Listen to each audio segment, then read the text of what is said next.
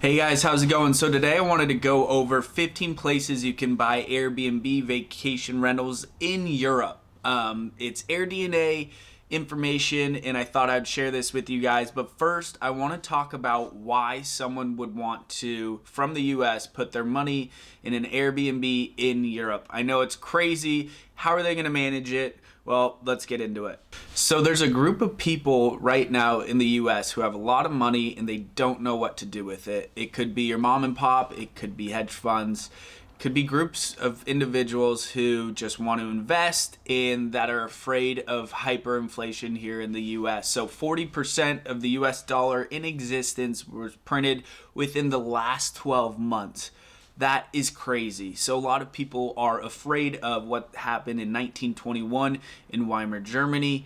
And basically, people think that the dollar is going to have no value. So they want to get rid of their currency and put it in assets that will provide them income and or keep their money safe. If you haven't been to Europe, Europe is a beautiful place. Me personally, I've only been to Portugal, to Porto. To be specific, I drove around for about 2 weeks along the coast and it was amazing. So I get why people would want to potentially have an Airbnb investment in Europe and have a second home and try to rent it out to make money. Airdna has taken Airbnb's data across 10 million short-term rentals in across 80,000 regions, and they give these regions a score from 0 to 100, which they call their market grade. What Airdna does, they take the rental demand, they take the revenue growth, seasonality, regulations, and come up with investability for us. With rental demand, they see how many people are visiting a certain area and if that's been consistent over the past 5 years, and if it's growing, if people are going to a national park more or going to visit Spain a little bit more, then they take that into account. Seasonality, of course, Airdna takes the percentage difference between minimum and maximum monthly RevPAR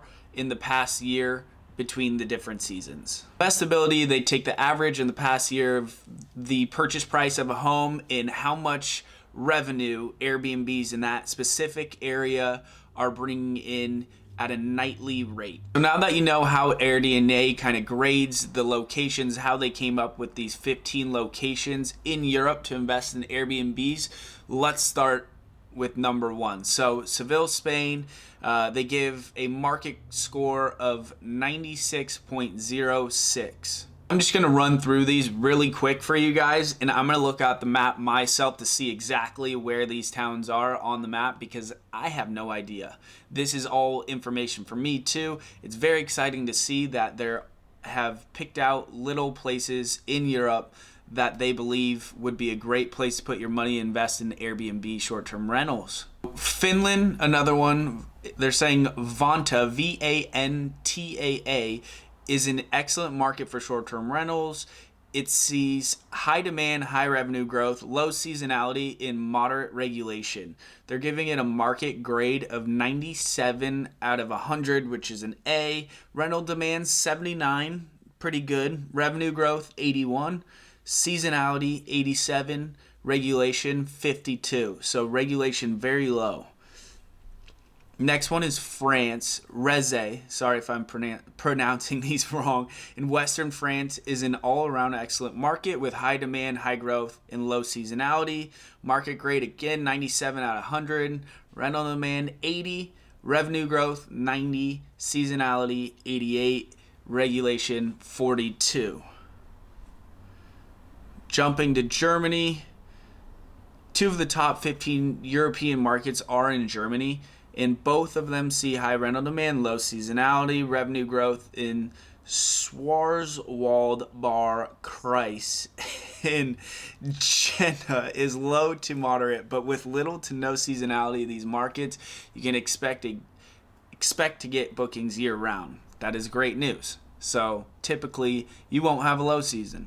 Market grade 77 out of 100, which is a B plus for Jena. Rental demand 73, revenue growth 38, seasonality 87, regulation 40.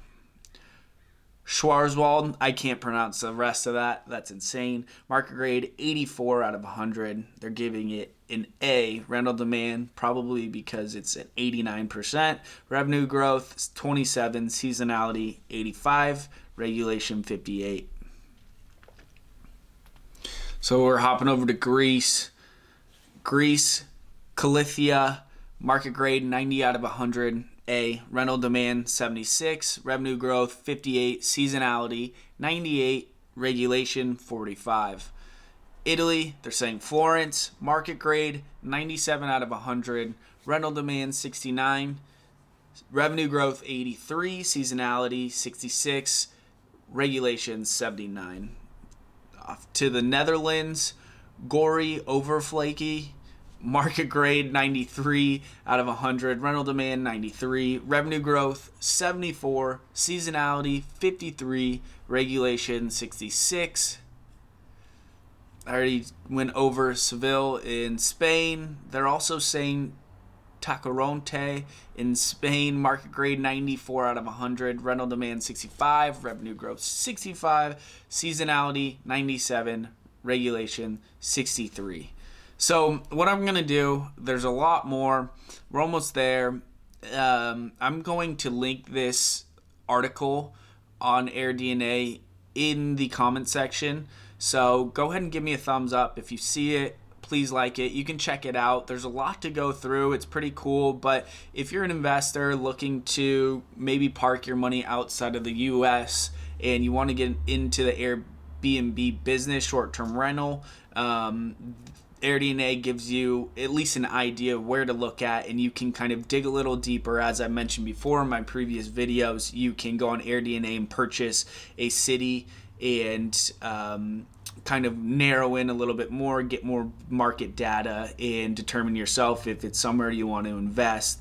But for those not looking to invest outside of Europe, it's still pretty cool to see that they gather that information. And if maybe you don't want to have it as a short-term rental, but a second home, these could be beautiful places to park your money and buy a second home or an investment just to keep your money somewhere. Again, I don't know about if these markets appreciate. I'm just familiar with certain markets in the U.S. and knowing how different states are cash flowing compared to states like California that have more of an appreciation rather than cash flow. So with Europe, I'm not sure. This is just fun, and it's great to look into these towns. Plus, you can kind of see how different it is from the U.S., which is pretty cool. But I thought I would kind of go over a few with you guys, let you know what Airdna thinks about these towns, and link in the comments this article so you can kind of do your own research and scroll around like I did. So thank you so much for watching. I hope you guys enjoyed the video, and I will see you in the next one. Thank you.